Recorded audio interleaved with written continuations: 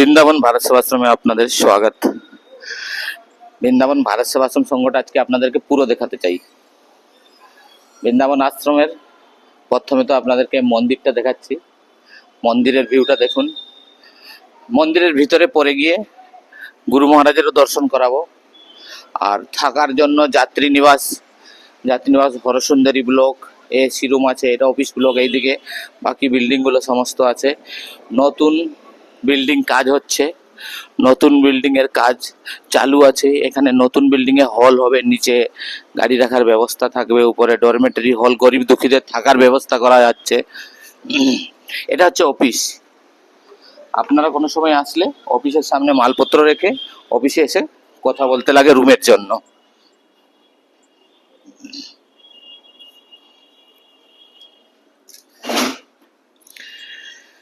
এখানে রুম, সব রকমের রুম পাওয়া যায়। আমাদের বৃন্দাবন ভারত সেবাশ্রমের সঙ্গে বুকিং ব্যবস্থা নেই, বুকিং বন্ধ করা আছে। যখনই আসবেন আপনারা স্পট বুকিং, স্পটে এসে রুম নিতে লাগবে। স্পটে এসে অফিসে কথা বলে মহারাজের সাথে রুম নিতে লাগবে। বুকিং ব্যবস্থা এই কারণে বন্ধ করে দিয়েছে, বুকিং এ অনেক ফ্রড হয়, তার জন্য বন্ধ করে দেওয়া হয়েছে। রুম আশ্রমে সব রকম রুম পাওয়া যায়, এসি, নন এসি, কুলার, পাংখা, বিভিন্ন টাইপের রুম পাওয়া যায়। রুম এসে দেখে নিতে লাগে কিরকম রুম নিবেন না নেবেন। আগে আমরা দেখিয়ে দিই, রুম দেখিয়ে কথা বলে রুম দেওয়া হয়।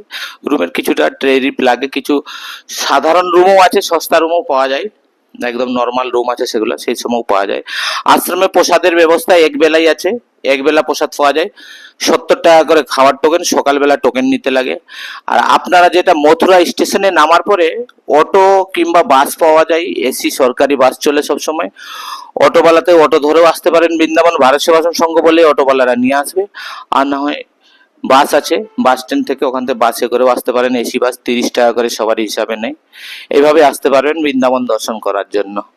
পরের ভিডিওতে আপনাদেরকে কিছু মন্দিরের ভিডিও দেখাবো, প্রসাদ খাওয়ার ভিডিও, মন্দিরের ভিডিও কিছু দেখাবো।